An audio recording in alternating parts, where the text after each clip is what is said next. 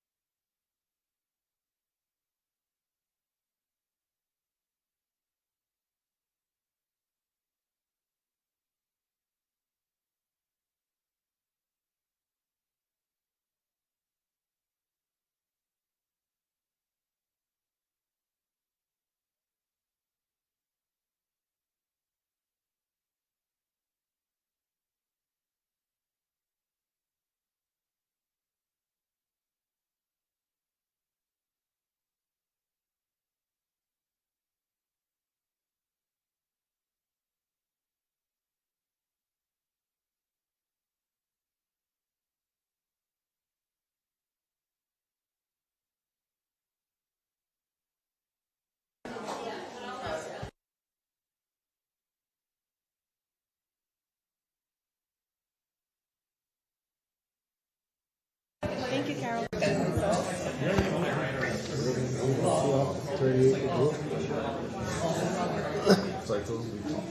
Ooh, she's handing out some more stuff.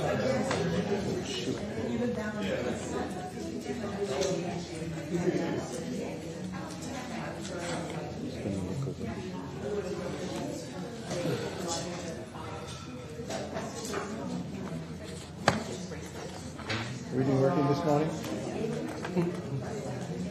No, we got a minute. We still have a minute. Can I look at your page 2, please? Just want to make sure everything is connected. Yes.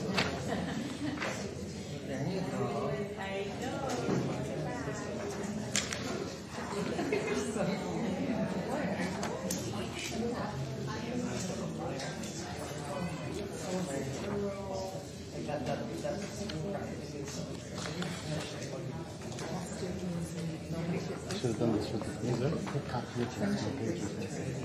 Oh shoot. Bernard, can I have your page 2? What's your page 2 for now. The agenda.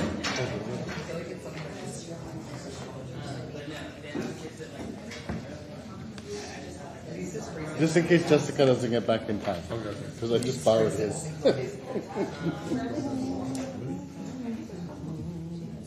I borrowed your page 2, so Jessica is making copies. Because my page 2 is missing. So this is. So if you start before. This one? I took your page. Sorry. Well, you don't want tomorrow. I took it. She make a copy. Ta-da!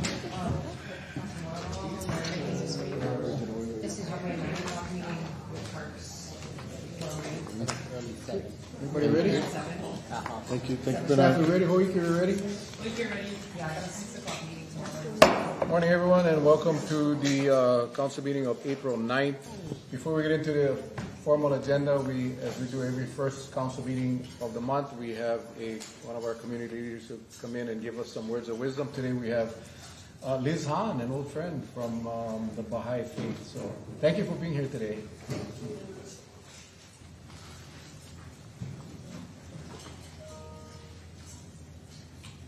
Dear friends, you're receiving a friendship bracelet, and what that means is that you need a friend. You need a friend to put it on for you because it's hard to put on yourself. And I wear a few. One has been almost a year that I got at a Baha'i children's class where I learned how to make them.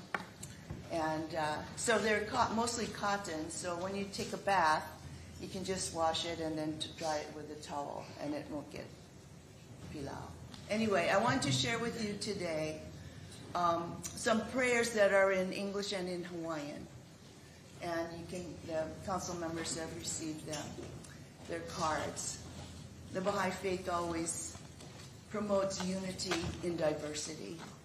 And this is one of the prayers that's on there. It's Kaua'i, or blessed is the spot, which means that basically wherever the mention of the Creator is present, then that place in that event is blessed.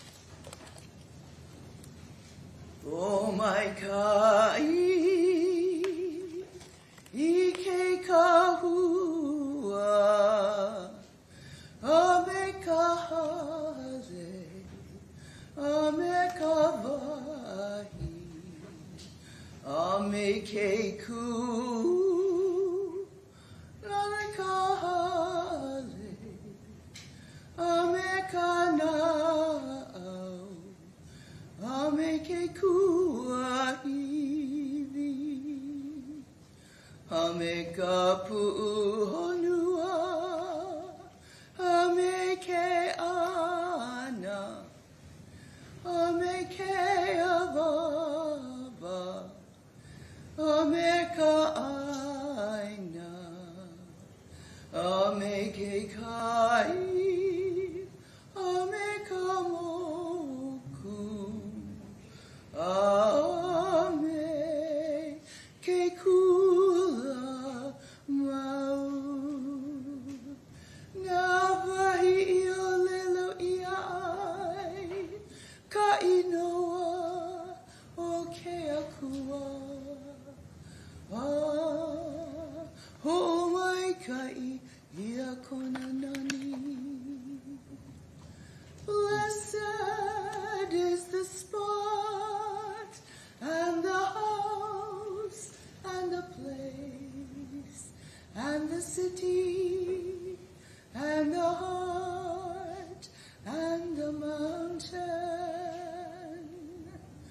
and the refuge and the cave and the valley and the land and the sea and the island and the meadow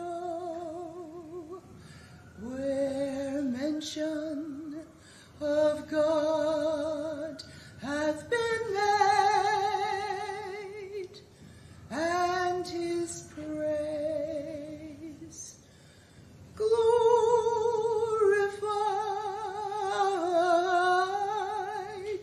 Ooh, ooh,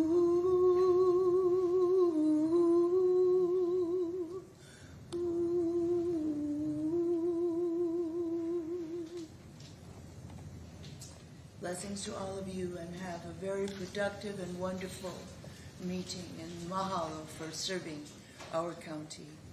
Thank you, Bill. Thank you. Thank you. Okay, and we do have a certificate presentation this morning as well, so I'll turn it over to Councilmember Kanashiro. Okay, thank you. It's an honor and privilege today to be presenting this certificate. As sponsors, myself and Council Chair Raposo, and on behalf of the entire County Council, we just want to congratulate Swim Kaua'i Aquatics and its 18 swimmers for the club's outstanding performance, 8th overall, 6th in women and 9th in men during the 2025 short course Kaua'i State Championship swim meet held in Kona from February 27th to March 2nd, 2025. Founded in 2006 to encourage everyone to be the best you can be, and guided by values that strengthen the character of its swimmers as well as its coaches, leadership, and extended swimming family. Swim Kaua'i Aquatics did really well in this past tournament, and again, it's an honor to be recognizing the winners. I'll go through, there's a lot of winners and a lot of races you guys competed in, so I'll go over the 2025 Hawaii State champions and the races they've won, and then I'll also note other notable performances by the swimmers themselves. So we have Griffin Lin, who's 10 years old. He dominated by winning all 8 of his events and breaking his own Hawaiian record in the 100 breaststroke by nearly 3 seconds.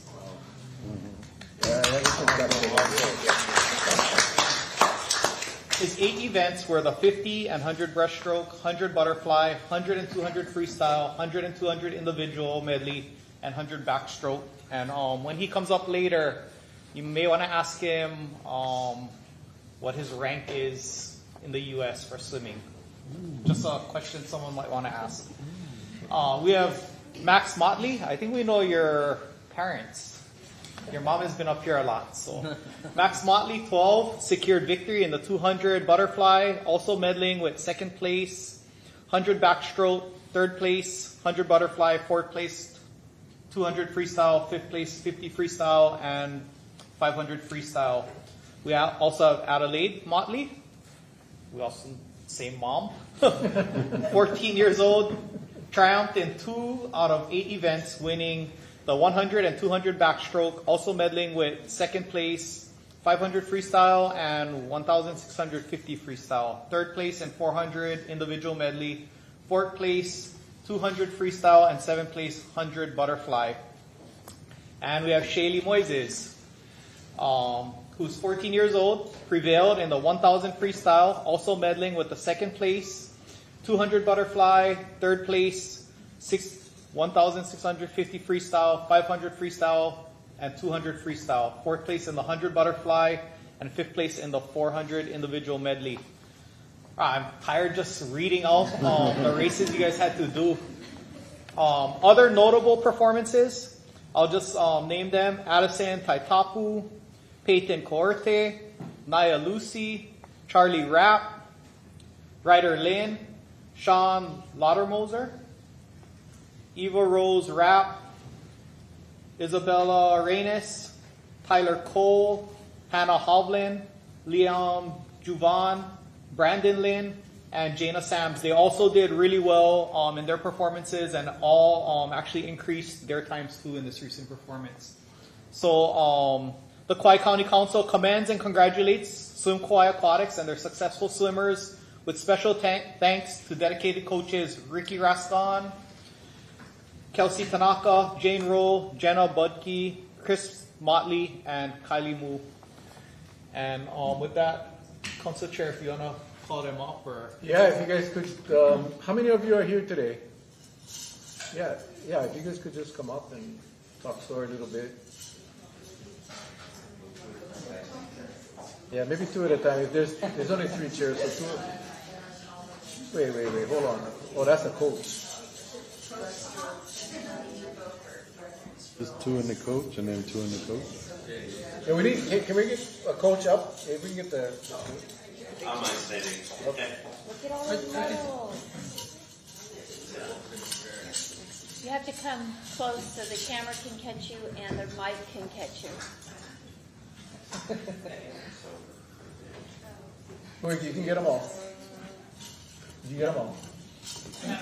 Okay. Well, let's start with the coach. Coach, why don't you introduce yourself and give us a little overview of what this event was and how amazing these athletes are. Yeah, so, hi, my name is Coach Rick Rasco. This is my first year as the head coach for us from Kauai Aquatics. And with that being said, I first want to say thank you guys, council members, for allowing us to be here. Second, I want to thank Mr. Moises over here.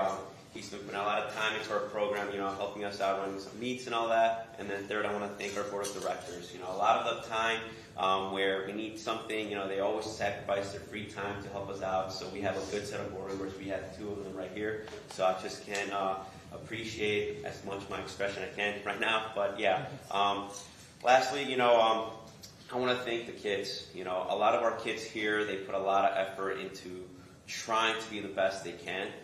We have some of our kids waking up at 5 in the morning to commute from the west side of Kaua'i all the way down here, which is some pretty crazy thing to say, but they just are motivated to be here. They want to get better. For instance, Addie, she's always the first one in the pool. After she's done with school, she takes her 30-minute nap, and then I come here to practice. I'm like, are you hungry, Addie? She's like, no, I just want to sleep.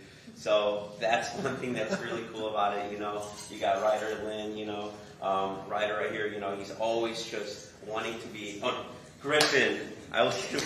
So Griffin, he's always wants to become better. He wants to beat his brothers. He is the youngest one out of the other 2. So it's a pretty cool thing to say, that he's the top of his age category, not only in Hawaii, but nationally ranked. He is 4 seconds away from a national record, which is pretty cool to say, to have here in Kauai. From there, we have Max. Max is just an astonishment, personality. He likes to just have fun and he always sees something that's bad and just makes it be good, And whenever the time is, where it's like the pressure gets too high, he wants that. So I just, I'm really happy that I have this coach. And then, at the end is Shaylee, the most mature person, swimmer that I've ever coached. For 14, I feel like she's more mature than all the 18-year-olds or 20-year-olds that we have coming in from other states to swim our program. She's dedicated, not only that, but she's also she wants to become the best that she can, So I'm just thankful, to be here. And then from there, thank you guys for allowing us to be here. I'll let Eddie take it away from that. Well, Coach, I just want to thank you. I had the honor of getting to meet you earlier in the meeting and learning of your experience and your passion. And I just want to thank you for bringing that here to Kaua'i. And I expect amazing things with all of the kids and adults that you're training right now. So thank you for being here. It's not easy to stay on Kaua'i, but you're making it work. So thank you. Appreciate it. Thank you. Well, we can start right here. Did you take your nap this morning before you?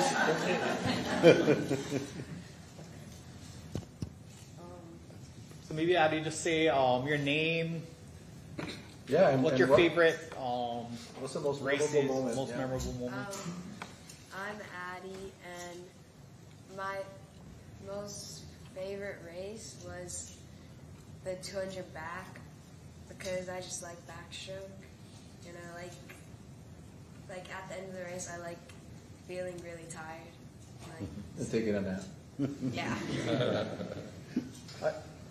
I think I heard Councilmember Canistro read off all the races, and he mentioned 1,000 and 1,650. Yeah. Is that yards? I don't know. Yeah, it's a mile. Yeah, Yeah. This is the 60 mile. Yeah. I'd take a nap too, so. I also like the mile. You like the mile? Yeah, but not during it. Not during it. Yeah. It's got to be painful, right? Yeah. Felt like I was gonna throw up, but it's okay. Hey, you're in the pool. What the heck?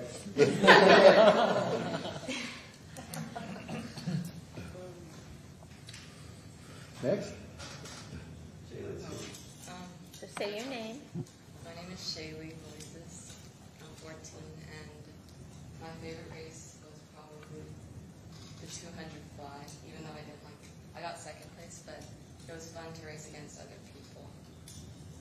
Oh, nice. Thank you. I have a question Go for ahead. Shaylee. A hard question.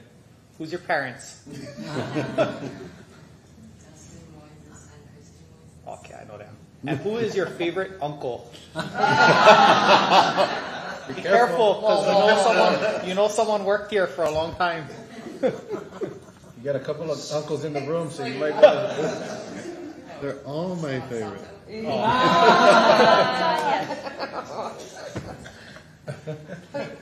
Next. My name is Griffin, and my favorite race was the 100 breast because I got to break my own record. Somebody got to ask the question. I have a question for you. You were here last year too, right? You kind of did a rock star performance. Are you going to nationals? Not yet. So, Okay. Yeah. Okay. So for nationals, it's just a specific time. So I mean, there's no age limit. So for instance, it's like the Olympics. So if he gets that cut, when he turns 11 or this summer, then he qualifies for national. Okay, so it's like this year, and your brothers still love you up, even though you're like really, you're the pulling to the lead. Your brothers support you fully. Yeah. Yes. Go ahead. Somebody got to ask the question. I gotta ask, where do you rank it nationally? You should know this. I don't know. I'm trying to be humble. So he was ranked first, but now because other kids are aging up and everything, he's ranked fifth. But the cool thing about him is that he doesn't turn 11 until the end of August.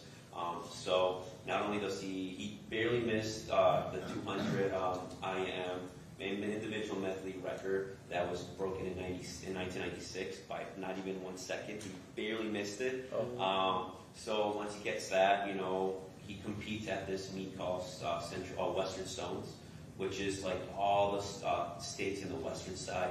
They'll compete in one pool. So when he swims there, that will probably get him back to first for sure. Yeah. Awesome.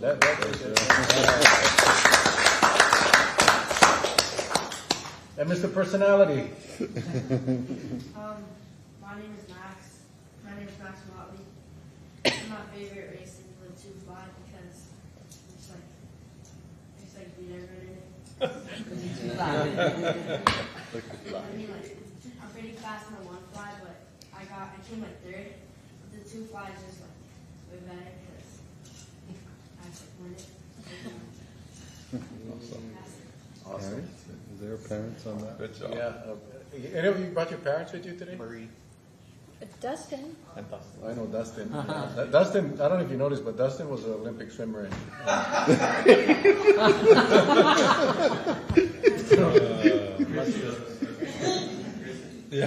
have one question, and I'm almost embarrassed to ask because I should know this, but and anyone can answer. Because it's been so long since we swam. Back in the day, we used to have to swim in high school. I think that's not the case anymore. But what is the difference between a breaststroke and a butterfly stroke? Maybe Breaststroke, Up and over. it's like a frog, so like you kick like a frog and stuff. And then butterfly, it's like a butterfly. Up and over. you pull your arms forward, like out of the water, and you do like a dolphin kick. It goes different Or kick. mermaid kick. Yeah, butterfly's harder. Awesome. That's probably why I never did it. Any other questions for these fine athletes? Congratulations. Great job. What's Coach? What's the next step for this? What's the next meet? Is there something coming up? So our next travel meet, we're trying to push hard to make it a team travel, is in Maui. So this is called the Sakamoto meet, which is a long course, 50-meter Olympic size race, which is what our swimmers really strive on, just because we really are bad at flipping off the walls and turning. We're working on that. So a lot of them, the goal is for them to compete on that. But we will see how many of them can attend. And last question, because I know it takes a lot of resources to get these kids around the state or to the mainland.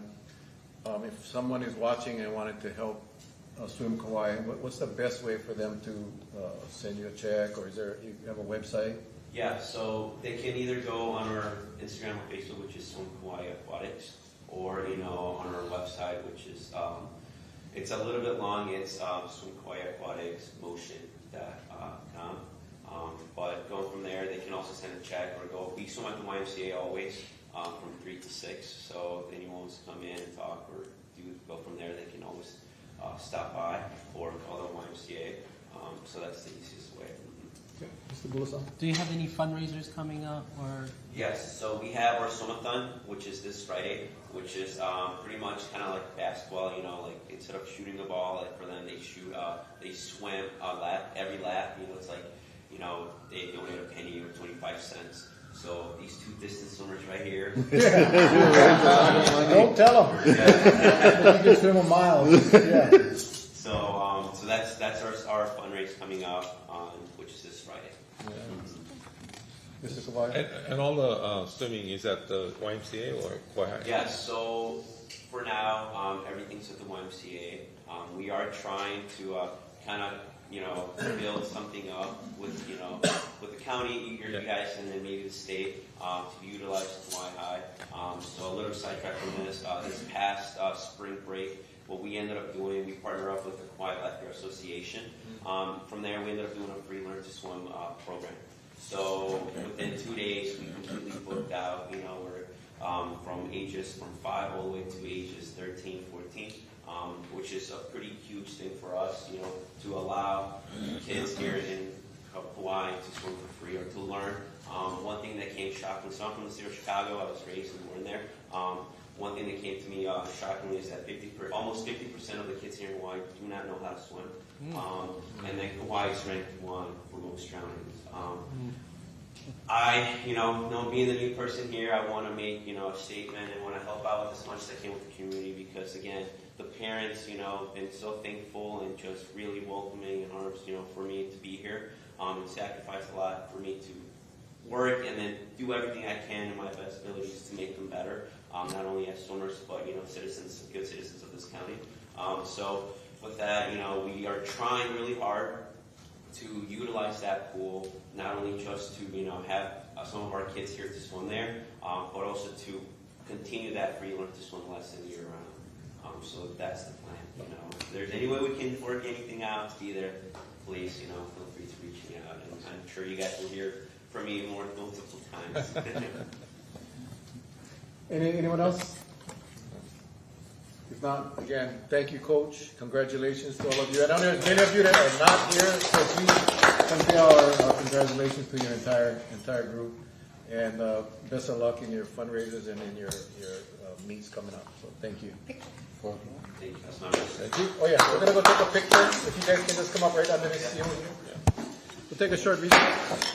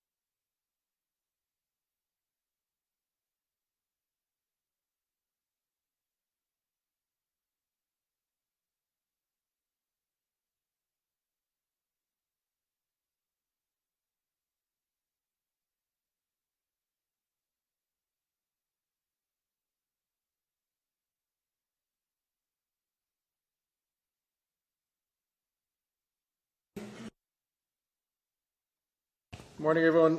Again, before we get to the agenda, we do have 4 public hearings. So with that, we'll start with bill number 2945. Clerk, can you read the notice, please? Notice is hereby given that the Council of the County of Kaua'i will hold a public hearing on Wednesday, April 9, 2025 at 8:30 a.m. or soon thereafter in the Council Chambers, 4396 Rice Street, Room 201 in the Historic County Building in Lihue on Bill 2945, a bill for an ordinance amending Kaua'i Kako, Kaua'i County General Plan 2018 relating to a parcel located in Ele'ele, Kaua'i.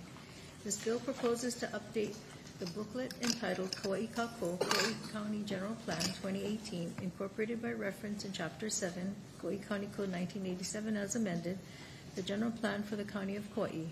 The subject property, TMK parcel number 421001055, displayed on location map attached to bill number 2945 and incorporated as its Exhibit A, Ele'ele Iluna Phase 3, is located between the County of Kaua'i Limaola Development and Halivili Road in Ele'ele, Kaua'i. Ele'ele Iluna Phase 3 amendment boundaries are described and delineated by meets and bounds descriptions in bill number 2945, Exhibit B, and contain an area of approximately 14,994 acres. TMK parcel 421001055 is not designated as important agricultural lands by the Hawaii State Land Use Commission, LUC docket DR 09-37, Alexander Baldwin Incorporated, 3,773 acres, approved on March 9, 2009. The Ele'ele Iluna Phase 3 site is located between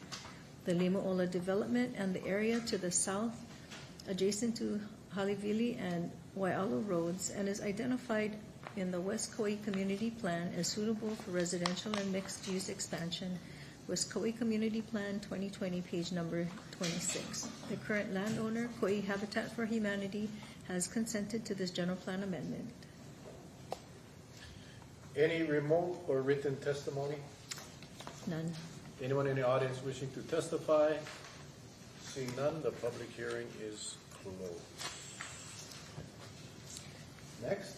Bill number 2946, a bill for an ordinance amending the state land use district boundary relating to a parcel located in Ele'ele, Kaua'i.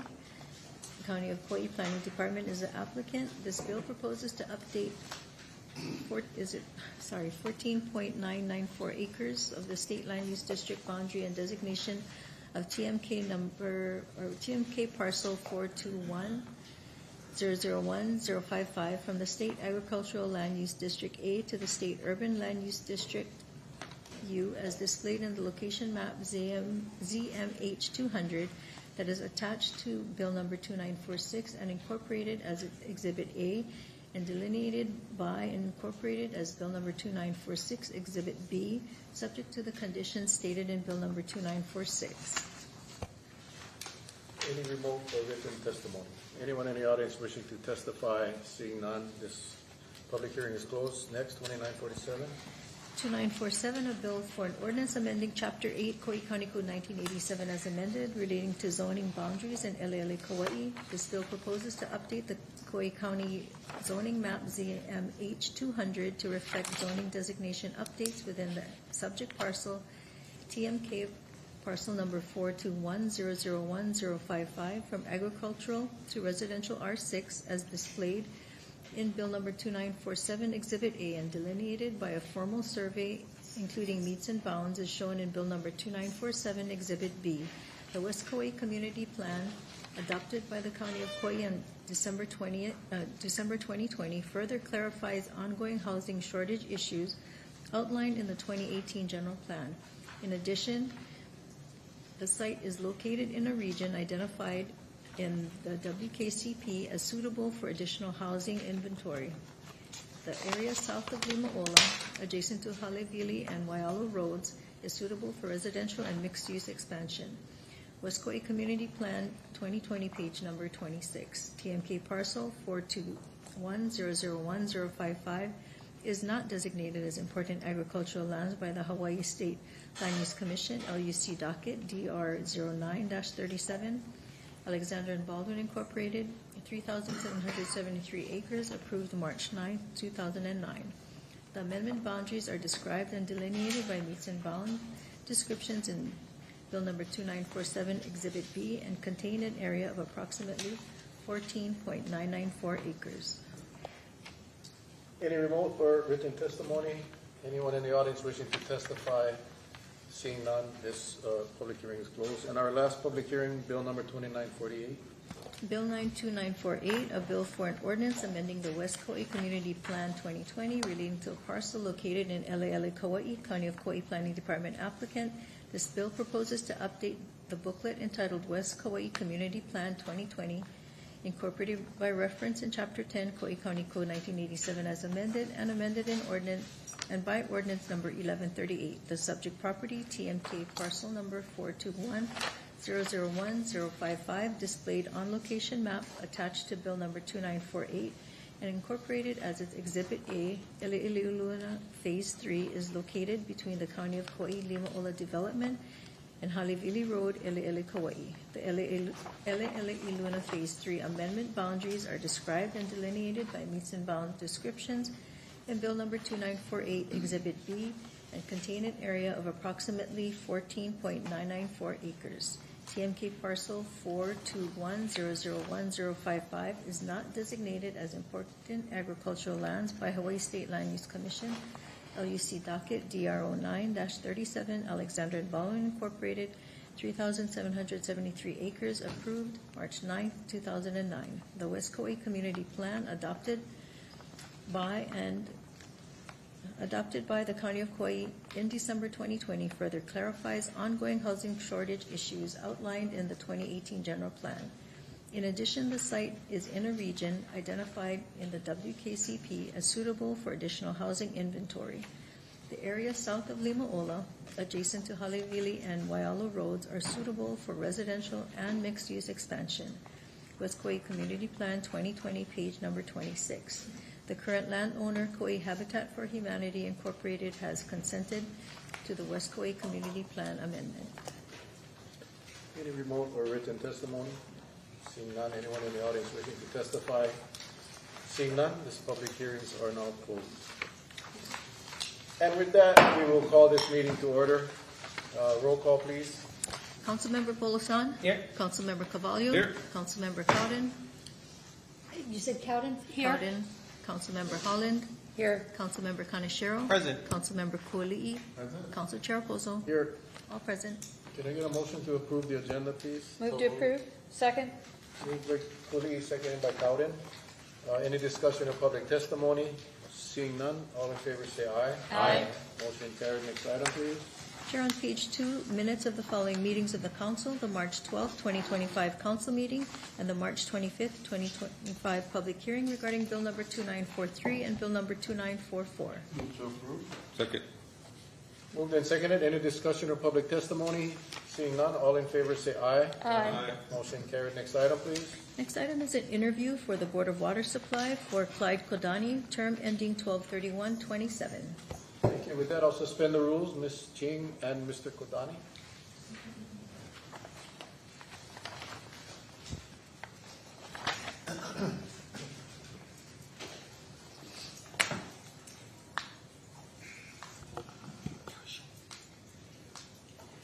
Ellen Ching, Boards and Commissions Administrator. Good morning. Today I'm honored to introduce Clyde Kodani. Clyde was born and raised on Kauai and attended Kaua'i Elementary and Kaua'i High School. Upon his graduation, Clyde matriculated at the University of Pacific in Stockton, California, not to be confused with Pacific University in Forest Grove, Oregon. While Pacific U in Forest Grove is well known for its Hawaii Club and luau, there was only a handful of students from Hawaii at the University of Pacific, and Clyde was one of them. Clyde obtained his degree in civil engineering and continued his education at the University of California in Berkeley, earning his master's in engineering. In 1973, Bakersfield, California was hit with a major flood event resulting in significant damage and displacement, including over 1,000 evacuations, 6 deaths, 34 injuries, and approximately $80 million in damages in 1996 dollars.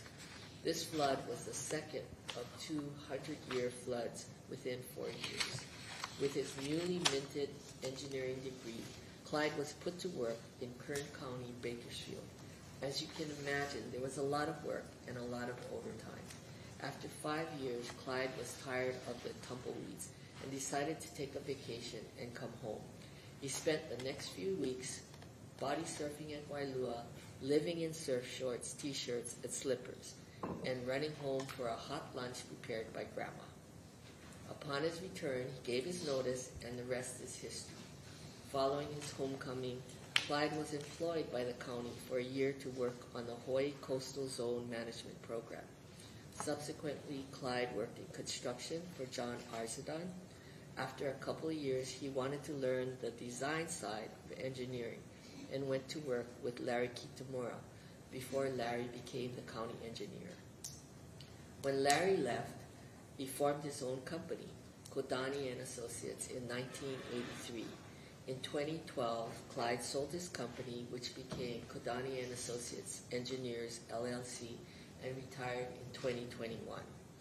Clyde is an active member of our community and has served on the University of Hawaii's Board of Regents, as well as Wilcox Hospital's Board of Directors for 7 and 8 years, respectively. He has also served as U.S. Senator Daniel Akaka's field representative from 2007 to 2012 for 6 years. Notably, Clyde was also Kaua'i's first field representative for the newly appointed and elected U.S. Senator Brian Schatz for 8 years from 2013 to 2021. In his retirement, Clyde and his wife enjoyed traveling, especially to Japan, to enjoy the culture and have his fill of otoro, chutoro, tonkatsu, and sushi. As Clyde so eloquently stated in his application, water is the lifeline to life itself, and it is his hope to assist the Department of Water and the County of Kauai to plan for the future. Despite all of his accomplishments, Clyde is and has always been a humble man. Even as the field representative for the distinguished U.S. Senators Akaka and Schatz, he may have appeared in a suit, but still have slippers on his feet. With all of his professional and technical knowledge, I'm so appreciative and grateful that Clyde is willing to contribute his time and expertise to the Board of Water. Thank you. Thank you, Clyde, for being here today. And that's the first, it's like the first thing I look for is the feet. Yep, slippers. Yeah. I think I've seen you wear shoes one time. And I've seen you hundreds of times. So thank you for being here and volunteering to serve. Any questions for Mr. Kodani? I just want to thank you. I think you've got a lot of capacity for doing this. You must be very familiar with all of the work that the Department of Water does because of all the work that you've done, right? You've helped install and design planned subdivisions even. Have you done that? Yes. So you have really quite a depth of knowledge about all our county process and the land use. And do you mostly work with everything, or with just engineering the roads or the water systems, or what elements do you work the most with? I know you're very capable. Just for anybody who's watching, you're kind of a rock star to be going on to the Board of Water. So I think you've got a lot of capacity. So just want you to be able to say a little bit of what skills you have that apply to the water department. Okay. For the record, my name is Clyde Kodani, and I guess being a civil engineer, retired civil engineer, it's best that I can say, hope to have my experience, assist, and Board of Water Supply, and work with the staff in improving whatever we need to do, the water infrastructure and all that for the County of Kauai. Okay. Any other questions? Ms. Holland? Thank you, Mr. Kadani. Question, what do you see as some of the issues that you'd like to help address to the Water Commission? Do you feel like there's any specific concerns that you have or things that you'd like to influence? Right now, I really don't, I can't say, I don't know much. Okay, cool. I need to get on there. That was my answer. I got to learn first. Okay, I have just one follow-up on that. I go to the Board of Water Supply meetings. It's a really critical time that you're coming in there. I'm sure you must know that. We have so much we have to do to bring our water up to code, and it's actually a daunting task. So you're probably aware of that. No, you cannot leave. It's a big task ahead of you. Thank you for your service. You know, I'll just say, for the people watching, sometimes it seems like the body just, when nominees come in, we're not critical, we're not asking all the questions, and the reality is, most of the people that you folks run through the county council as nominees have been in front of us at some point in time. We're quite familiar with their experience, so unless there's someone here that we don't know, there's really no need, but that doesn't mean that we're just rubber stamping the mayor's nominees. As many have said, very confident in your experience. You wasn't just a civil engineer, you ran a civil engineering company for many years. You've done a lot, you're a humble man. And I think what Ms. Cowden was alluding to is that the infrastructural needs for the water department, as with wastewater, as with solid waste, is significant. So I think your experience in possibly private sector side and how you design and put together these systems could help tremendously in how we can get to where we need to be faster than planned. So I appreciate you stepping up. Thank you. Mr. Kanashiro? Yeah, I know you'll be a great addition to the board. Having the private sector side, I mean, we always hear it, government makes it difficult to do this, or why are we doing that? Having a private sector side on the county side, can help bring perspective on both sides and hopefully, come to a middle ground when it comes to big projects on things that maybe the private sector thinks are unreasonable or maybe the county thinks are unreasonable, and hopefully you can kind of be like that middle bridge and explaining why something needs to be the way it is, or if not, be the mechanism to change it so that things are easier on both ends. But yeah, I have a very important question, and it'll probably affect my vote. Between University of the Pacific California and Pacific University, which school do you think is better? Nah, I'm just joking. No, it's a big joke because we always laugh because anytime I tell anybody I went to Pacific University, they say, oh, in California. I'm like, no, in Oregon. And then every time I talk to Clyde, he said, anytime he told everybody he was at the University of the Pacific, they're like, oh, in Oregon. Exactly. Well, you only need 4 votes. I would just be truthful and just say, I went to UOP, so we were at the same school. I'm curious too if we were on campus at the same time, because I graduated in 1984, and I was in the School of Business, but my best friends were all in the School of Engineering. So you went to the School of Engineering? 84. You're all born.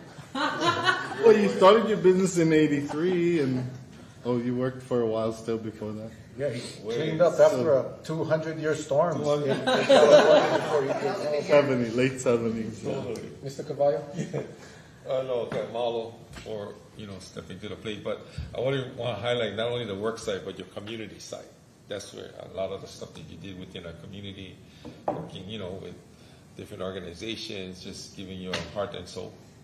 But the business side, of course, very important, and you've done a lot for Kaua'i. But I just wanted to thank you for the community side as well and highlight that, because that's a big part of you. Okay, thank you. Mahalo. Anyone else? I do also want to say mahalo nui loa for all your service over the years to the community. And with Senator Akaka and with Senator Schatz, I mean, so much. And that you're still willing to continue serving us in your retirement. Thank you so much for that. Tell you, too, that when I was at UOP, we had a pretty large Hawaii contingent, and we had a luau and all of that. So we can compete with Pacific University. I don't know. We'll see. You know what else? If not, thank you, Clyde. And obviously this will come up next week for the full vote on the council, and you'll be informed. Ellen, thank you again for another outstanding nominee. Thank you. Good work, Ellen. Question? Yes? I turned off your mic. Never mind. You have a question? Next week. That was We never approved you yet. It's just to it with the senators. Okay, with that, next item, please. Chair, next item is an item on the consent calendar for receipt 2025-86. Move to receive. Second. Any discussion or public testimony? Seeing none, all in favor say aye. Aye. Motion carried. Next item, please. C 2025-87, communication from the prosecuting attorney requesting council approval to apply for, receive, and expend federal funds in the amount of $203,743 and to indemnify the State of Hawaii Department of the Attorney General for the Kaua'i Victims of Crime Act Expansion Project 23-V2-03 Victim Witness Program for the period July 1st, 2025 through June 30th, 2026. Move to approve. Second. I have a simple question. Okay. For me or for? Well, I for mean, OPA? it could be either. This, when it's project 23V203, this is a continuing project? Yes, It says, it because it is. says expansion, but this is basically refunding what we've already had. There's no additional aspects to it. Yeah, this is a This- recurring grant. The so- recurring grant, so the word expansion was a little bit confusing for me, but this is what we've done to provide a lot of, I don't want to use the word therapy, but counseling, probably counseling's the right word for our victims and understanding how to go through the process. Yeah, so this is much appreciated because it really takes a nice chunk out of the salaries and benefits that would otherwise come from the real property tax, so. I had a question. For OPA? Yeah. Okay, with that, I'll suspend the rules.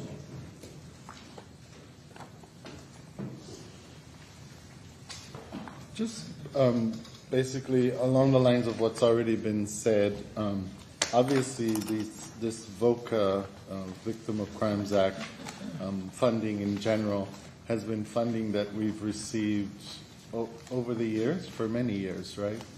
Rebecca Leakey, prosecuting attorney. Yes, that's correct. And the has it been fairly consistent? Is it going up? Is it going down?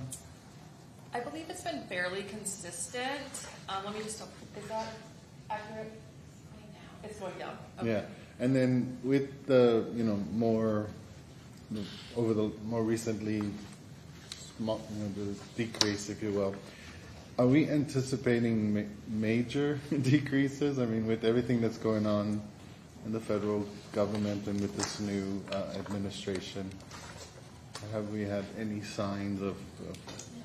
Because it's pretty. No indication yet. Yes, and it's pretty significant in that it helps us with three full positions and all, right? Okay, thank you. Go ahead. One more.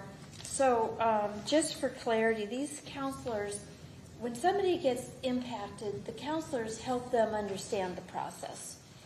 Correct, and update them at critical stages in the process. So, upcoming court dates, what their rights are as victims, and what resources they have access to. And like if their person is convicted and goes to incarceration, maybe they get called before they are up for probation or parole, or do they? There's certain critical points in the criminal justice process that we update victims on. So it depends on the type of case. So if there's an individual's up for parole, yes, the victim gets updated. They have a chance to participate in the process. Not all victims want to be updated or want to know all that information. So we provide them with information about SAVIN, which shows people can register to get alerts if somebody's going to get released and things like that. So just for clarification, because I know sometimes when I talk to victims, they are expecting protection, but this victim witness program doesn't protect them. It's not like, No. it doesn't keep them from whoever they testified against or whatever. It's not protection, it's just helping them understand the process. Correct. It's not even emotional counseling, it's helping them understand the process, maybe for a child, right? There is a therapeutic element, but I wouldn't characterize it as counseling. Yeah. Okay, because that's I think where often there's confusion. People might think they're going to get protection or restitution, but this particular project doesn't do the restitution. There is a victim restitution program, but there's no protection. Correct. Okay. Thank you. Any other questions for OPA? If not, thank you. You might as well stay there, because there's another one coming right up. So then see if there's... Anyone in the audience wishing to testify? Okay, sorry, Becky. The rules are suspended. Mr. Hart?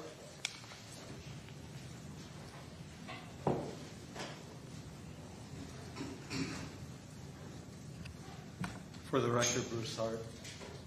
I've lived here approximately 52 years.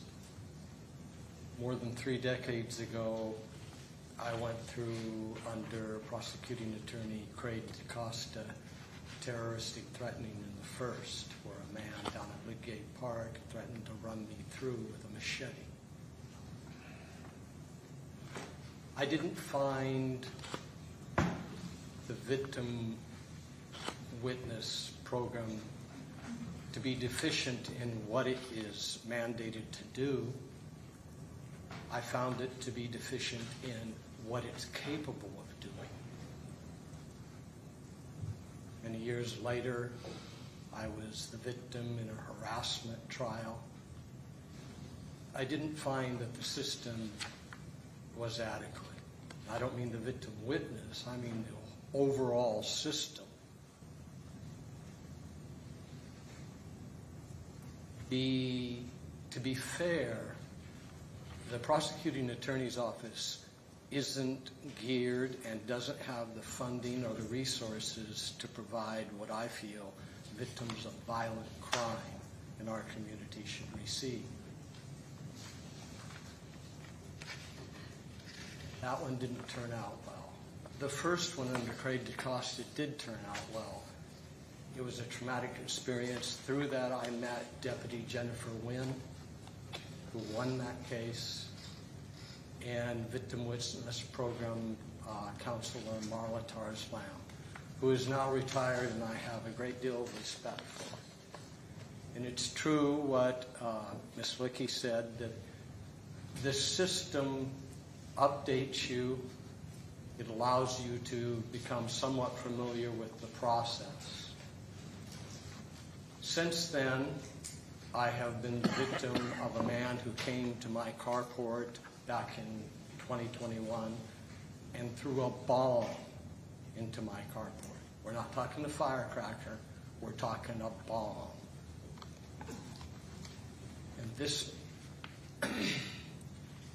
resulted in what I believe to be a severe undercharging. The man should have been charged with reckless endangering one, and he should have been charged with an explosives charge. That didn't turn out well either. The man is at large in the community today. The most recent that's happened to me is that this is just months ago, back around Christmas. I'm riding my bicycle on my own street, and somebody comes out of the dark and slugs me in the mouth. Okay, all right, then. Is there anyone else wishing to testify? If not, you can have your second 2 minutes. But Mr. Hart, make sure you keep it within the victim witness realm, because that's what's supposed to. Okay. The only part of the process that I found was in the restitution. I was allowed in the throw a bomb in my carport to be able to speak to the court. And even though the defense objected to me speaking, the Honorable Judge Michael Soong overruled his objection and I was able to speak. That was the one satisfaction out of the whole system. So what I want to end this with is that this is not to degrade the prosecutor's office or the victim witness program. I have a great appreciation for both. What my hope is that our state legislators will enact law that gives the victims of violent crime rights Because as it is now, they don't really have any rights, not legal. There are ethical considerations, and the program is set up to help victims, and I believe that our prosecutor's office and the victim witness programs does the best they can do. So I hope. Thank you. Thank you. With that, I'll call the meeting back to order. Any further discussion? Seeing none, the motion is to approve. All in favor say aye. Aye. Motion carried. Next item, please. C2025-88, communication from the prosecuting attorney requesting council approval to apply for, receive, and expend federal funds for the Domestic Violence Prosecution Unit for the fiscal year 2024 Stop Violence Against Women Act formula grant in the amount of $50,216 and to indemnify the State of Hawaii Department of the Attorney General to support a .65 full-time equivalent deputy prosecuting attorney and supplies for the anticipated period of June 1st, 2025 to May 31st, 2026. Move to approve. Any discussion, any questions? With that, I'll suspend the rules. I'll have a question. Thank you. I know this is just funding for a little bit more than half of one position. My understanding from attending police commission meetings is domestic violence tends to be tied for number one or number two in our leading crimes. It's usually either drugs or domestic violence, often both at the same time. Do I have that understanding correct? Rebecca Leakey, prosecuting attorney. I don't have those numbers in front of me, but I don't have any reason to dispute the information that you're providing. That's usually what I surmise from the chief's report. So how many prosecutors, we don't just have half of one, that we're just getting paid for half of one, right? How many prosecutors focus on domestic violence? There's one deputy prosecuting attorney who's full-time assigned to family court, and those are misdemeanors. Well, he handles misdemeanors and below, so that includes protective order violations and domestic violence and misdemeanor below level. We have multiple attorneys who handle felony domestic violence, so we don't have a specific attorney assigned to just handle the felony domestic violence cases. There's a number of attorneys. So a number of attorneys work on it. I just wanted to make sure we're not like just have one person half time on that. And then kind of building on what Mr. Hart said about victim rights, that's not the prosecutor's kuleana, right, to have the victim rights. But I get a lot of, complaints when, especially in domestic violence, very much gratitude to the YWCA for their women's shelter, but oftentimes it feels like the women are the ones who get incarcerated because they have to hide and out of their place. Is the challenge for quick prosecution, is that mostly with the courts? Because it can be really delayed, so if you're terrified, you might have to sit in the YWCA for 4 months. It's hard for me, I guess, to provide information on that. I would say in regards to the deputy who's getting this funding, that's not typically an issue because as part of the grant too, we have we have to provide information on how quickly we're screening these cases, and these cases are screened relatively quickly. I could see cases that require additional investigation that are more complex or severe being a little bit more delayed just because of the investigatory process, but I don't think that's an issue in regards to this position. All right. Any other questions? Yeah. Mr. Cooley? So along the same lines of my questions on the VOCA funding, with regards to this VAWA funding, is the funding like VOCA trending down slightly? I'm not certain. I would have to I get was looking back there in Oh. case she might. No, okay. She's up here for the other agenda item. Oh, okay. So I can follow up and get that information Okay. to you. I think it's relatively consistent, at least for the last couple of years. I know that it's been at about this half rate, about half the salary of the deputy. And then the same thing about whether the funding is threatened or not. I don't have any indication that it is. I think it's pretty solid. So when I look at these both amounts, and it's good to see it now when we're in the middle of budget too and looking at positions and all of that, WOCA funding is funding 3 positions, and so that's a pretty significant part of your whole victim witness program, right? Absolutely. So on this VAWA funding, with this .65 position, it's actually a small part of that program because you said it gets assigned to all deputy attorneys, the domestic violence prosecution unit, if you will. How big is the domestic prosecution violence unit? We have one deputy who that's all that they do. One full-time. Correct. And this funds 0.65 of that deputy's position. position. Okay. However, other deputies in our office handle the felony domestic violence cases.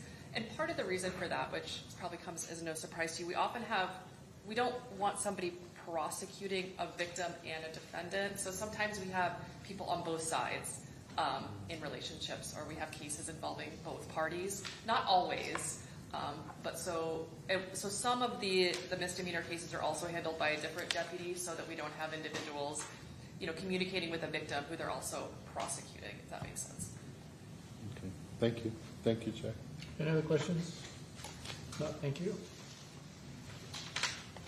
Anyone in the audience wishing to testify? Seeing none, I'll call the meeting back to order. Any further discussion? Seeing none, the motion is to approve. All in favor say aye. Aye. Motion carried. Next item, please. On page 3, C2025-89, communication from Assistant Chief Elliot K. requesting council approval to renew software licenses with Bosch for crash data for Hyundai and Kia compatibility, which enables investigators to identify, acquire, and analyze data from vehicle systems, identifying patterns of life, people of interest, links between individuals, sequence of events, timelines of activity, and locations of interest during collision investigations. Move to approve. Second. Any I have questions. question? Okay, with that, I'll suspend the rules. Chief?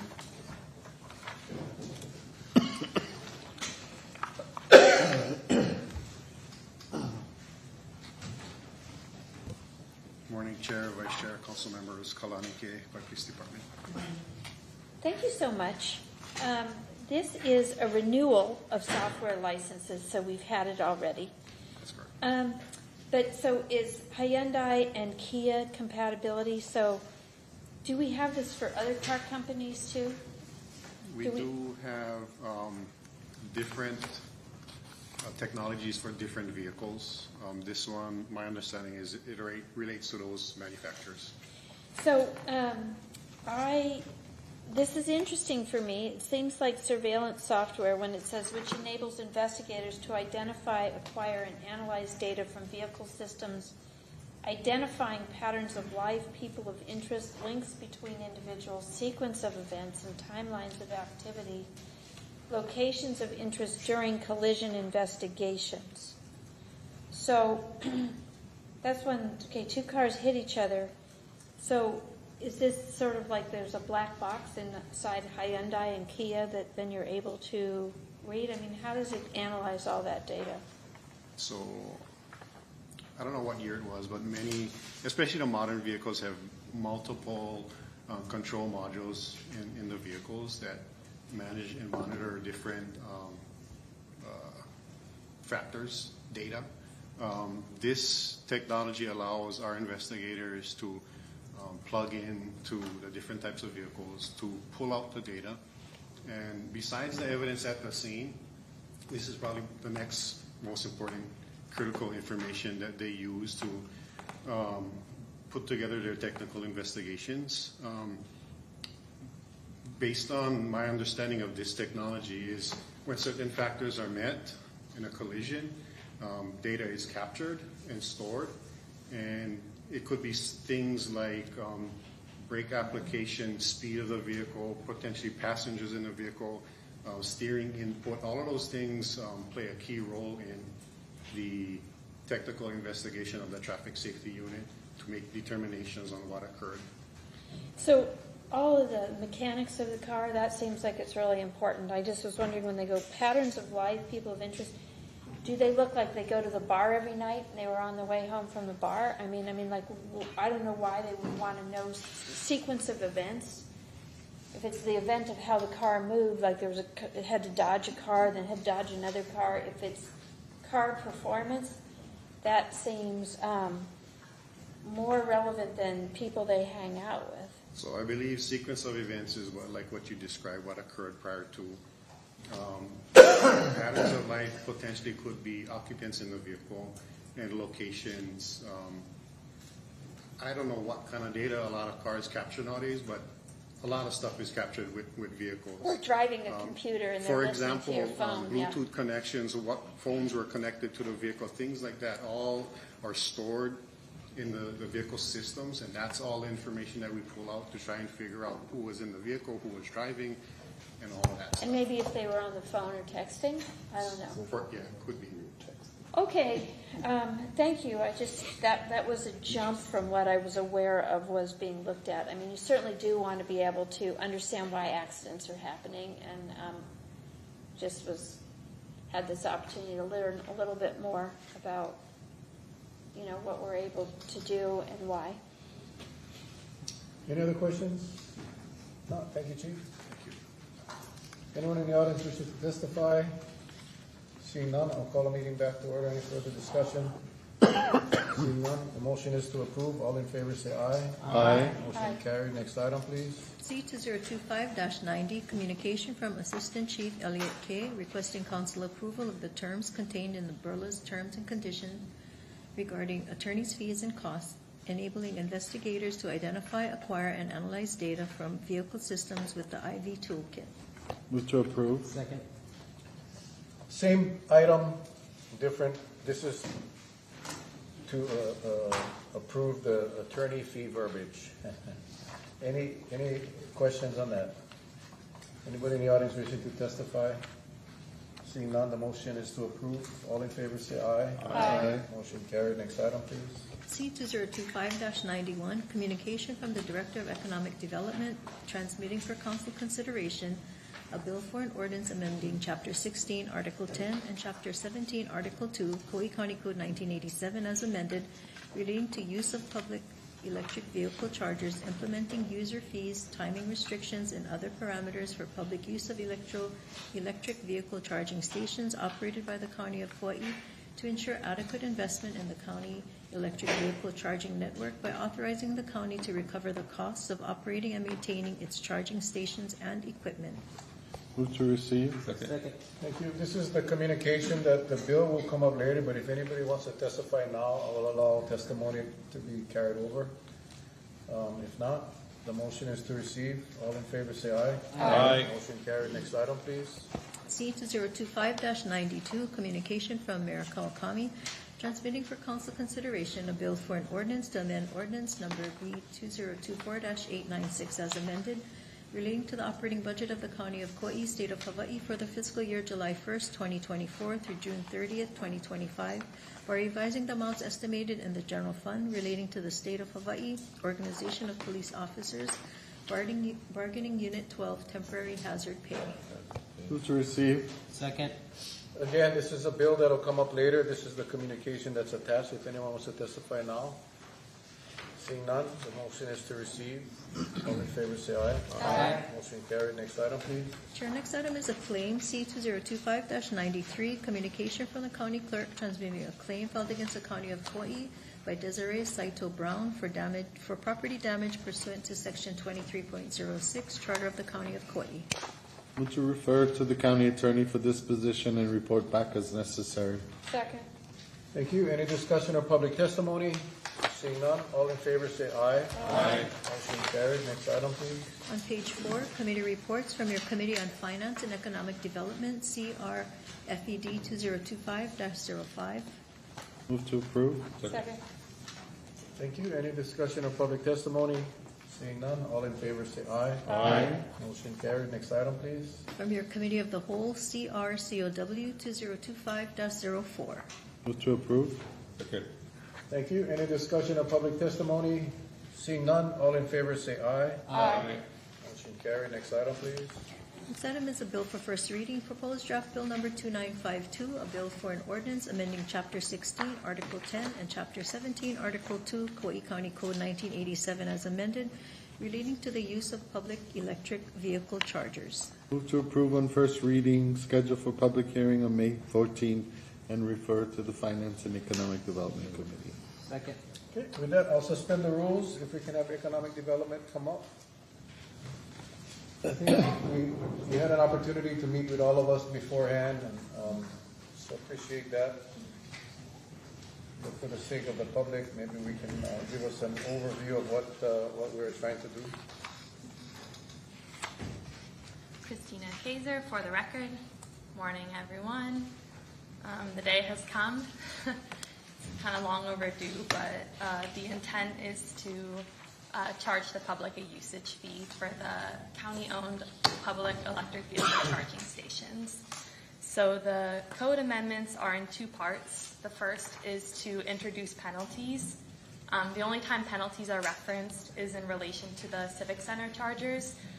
This cuts that out and makes a new section for all county-owned chargers. And then the second part is to charge the public for that usage fee.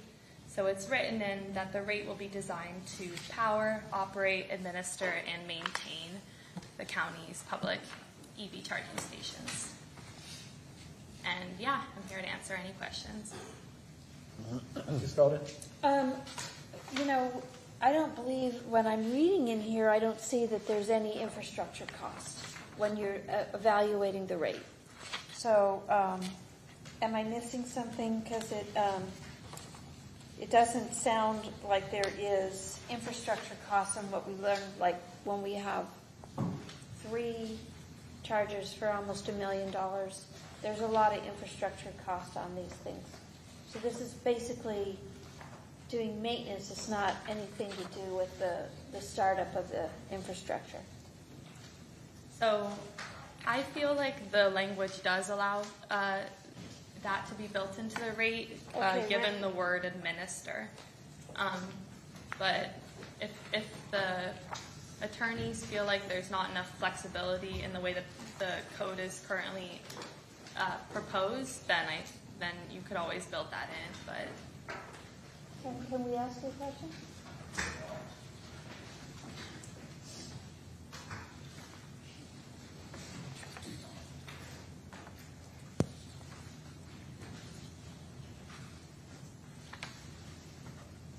The bill is clear that the director can set the rate, so he can technically set the rate at whatever they want. But I guess the better question is, what was the intent, right, of the administration? Because in the example that Ms. Cowden cited, absolutely. But if you were to incorporate that cost into the rate for that meter over a short period of time, no one would use that meter because the rate would be too high. So I'm assuming that the plan is long range.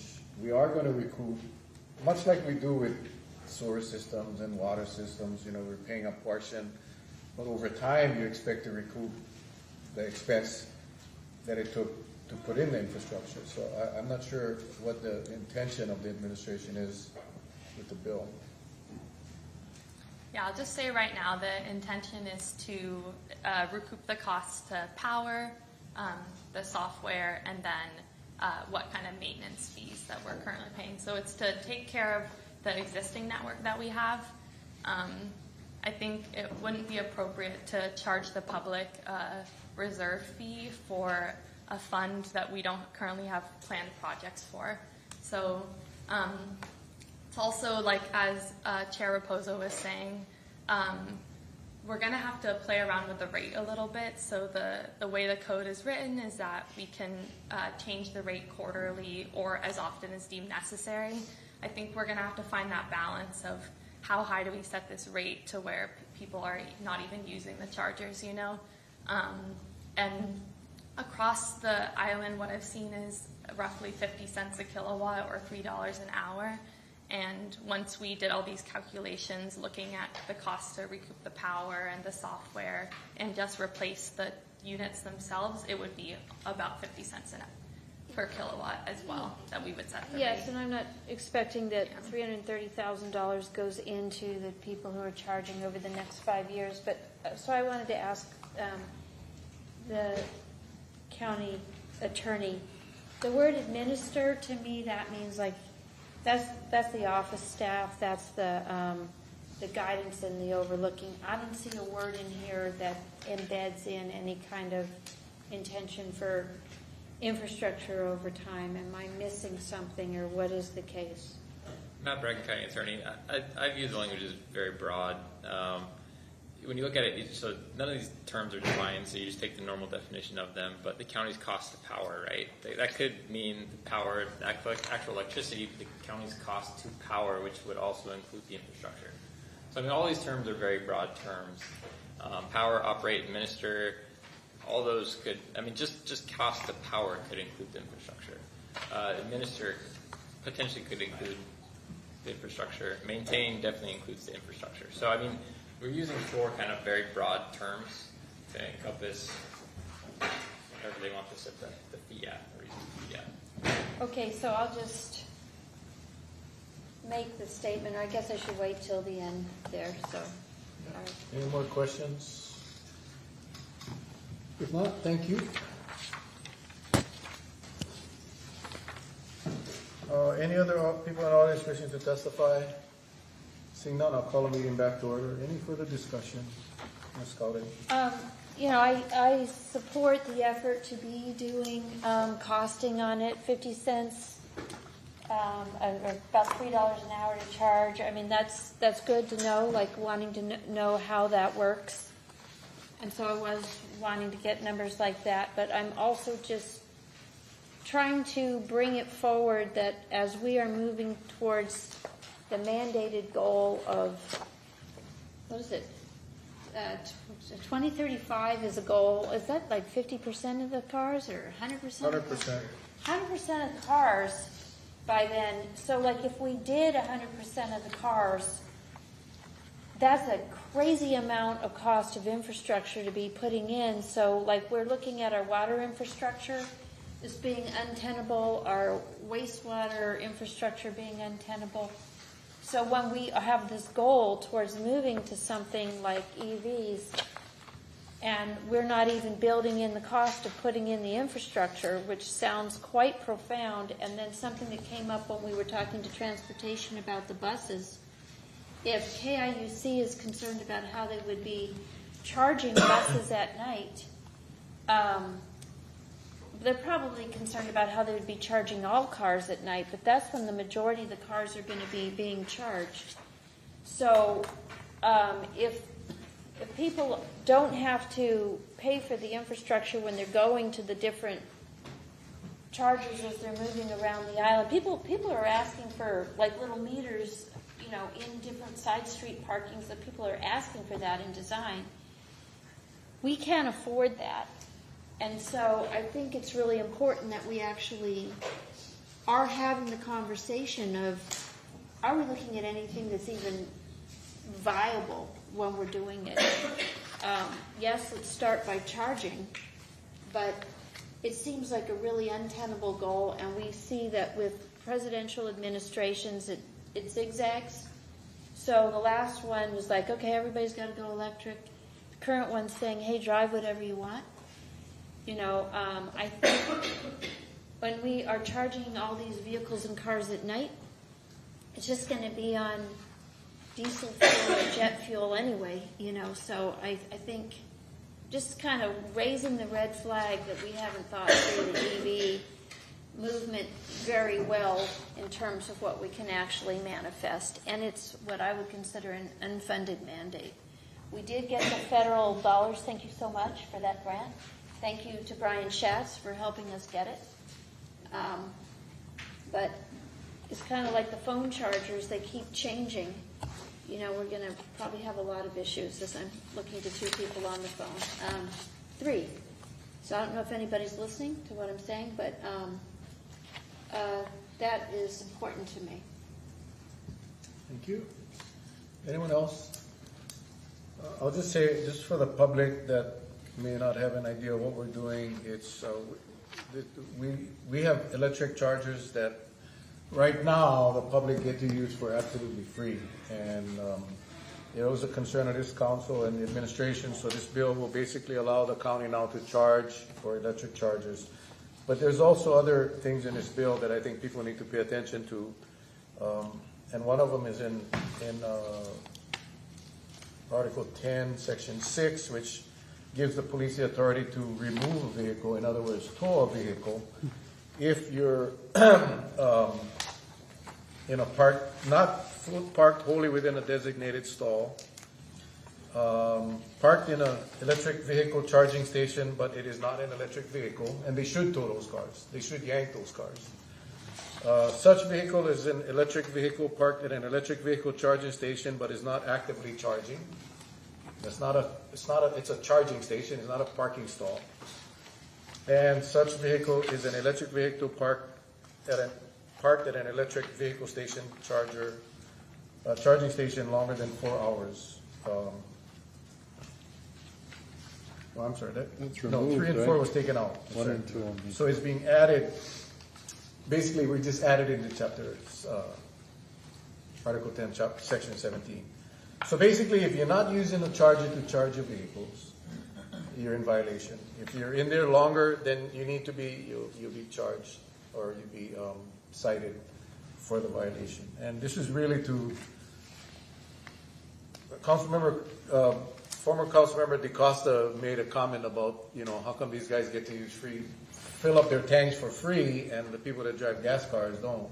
And I think that was kind of the start of the discussion. But at the end of the day, these stalls should be available for use for people that need to charge their cars, and it's not just a parking lot. So anyway, thank you for sending this over.